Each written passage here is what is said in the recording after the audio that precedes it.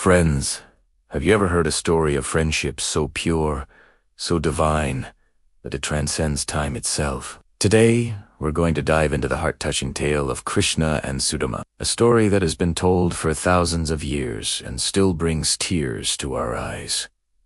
This isn't just about a king and a poor Brahmin. It's about a bond that poverty couldn't break and royalty couldn't forget. So, get comfortable, and let's travel back to the magical land of Dwarka, where the Lord of the Universe awaited his dearest friend. Long ago, in the ashram of Guru Sandipani, two young boys became the best of friends. One was Krishna, a prince with a mischievous smile and a divine destiny. The other was Sudama, a humble boy from a poor family, but with a heart full of devotion. They studied together, played together, and shared everything. Their bond was legendary. Even the Guru admired their inseparable friendship.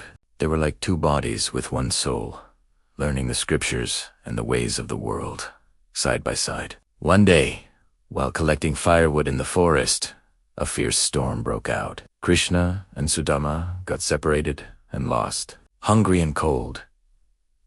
Sudama found a small pouch of roasted rice that the Guru's wife had given them to share, but in his hunger, he ate it all by himself without telling Krishna. When they finally found each other, Krishna, who knew everything, simply smiled. He didn't say a word. This small act of selfishness, however, would later weigh heavily on Sudama's heart for years to come.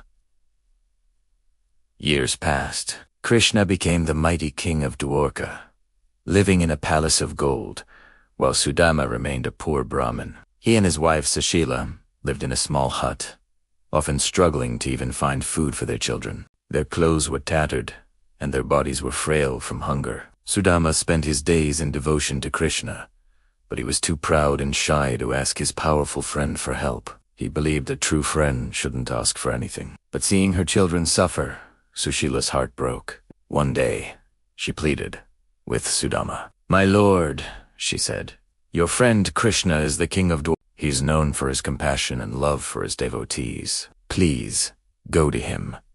Not for yourself, but for our children. Don't ask for wealth. Just go and meet your old friend. I'm sure he will not let us suffer." Sudama was hesitant. What would he say? How could he, in his rags, face the glorious king? Sushila's tears finally convinced him. "But I can't go empty-handed," Sudama said. "I guess you'd always bring a gift for their host." They had nothing in their house. Sushila went to their neighbors and managed to gather a small handful of flattened rice, or poha. It was the same simple food Krishna loved as a child. She tied it in a small piece of old cloth. With this humble gift and a heart full of mixed emotions, Sudama set off on the long and difficult journey to Dwarka. Walking 4 days under the scorching sun, barefoot and exhausted, Sudama finally reached the magnificent city of Dwarka. He was stunned by its beauty. Golden gates, towering palaces, and streets bustling with happy people. He felt so small and out of place. When he reached the palace gates, the guards stopped him. "Who are you, and what do you want?" they asked, looking at his torn clothes and weary face. I am Sudama," he stammered. "I am a childhood friend of King Krishna." The guards laughed.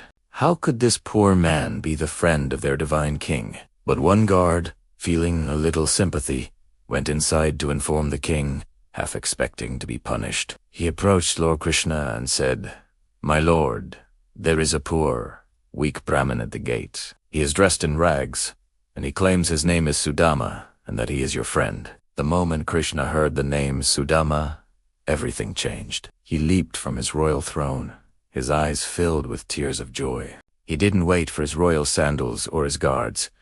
He ran barefoot through the grand halls and courtyards of his palace, shouting, "Sudama, where is my Sudama?" The queens, the courtiers, everyone watched in astonishment as their king ran like a common man to greet a pauper. When Krishna saw Sudama standing at the gate, tired and hesitant, he rushed forward and embraced him tightly. Tears flowed from their eyes as they held each other after so many years. Krishna held Sudama's hand and led him inside, right to his own throne. He made Sudama sit beside him, an honor no one else had ever received. He washed Sudama's bruised and dusty feet with his own hands, and with his tears, as his queen Rukmini fanned him. Krishna noticed the small bundle Sudama was hiding. "What have you brought for me, my friend?" he asked, with a playful smile. "You know how much I love gifts from you." Sudama felt ashamed. How could he offer this meager handful of rice to the Lord of the universe? He tried to hide it, but Krishna, the all-knowing, gently took the bundle from him. He opened it, and his face lit up. "Poha!" he exclaimed with delight. "My favorite." He took a handful and ate it with great relish. As he ate the first handful, he instantly granted Sudama immense wealth and prosperity, more than the heavens could offer. When he reached for a second handful, his queen, Rukmini, gently stopped his hand. She knew that with the second bite, Krishna would give away all his own divine wealth. One handful was more than enough to bless his devotee for lifetimes to come. Sudama stayed in the palace for a few days, treated with the utmost love and respect. He was so overwhelmed by Krishna's affection that he completely forgot to ask for anything. He was just happy to be with his friend. When it was time to leave, he bid farewell, his heart full, thinking, "Krishna's love is the greatest treasure. What more could I need?" As he walked back, he wondered what he would tell his wife. He had returned empty, but as he approached his village, he couldn't find his old, broken hut. In its place stood a magnificent mansion, glittering with gold and jewels. His wife and children came out to greet him, dressed in fine silks and adorned with beautiful ornaments.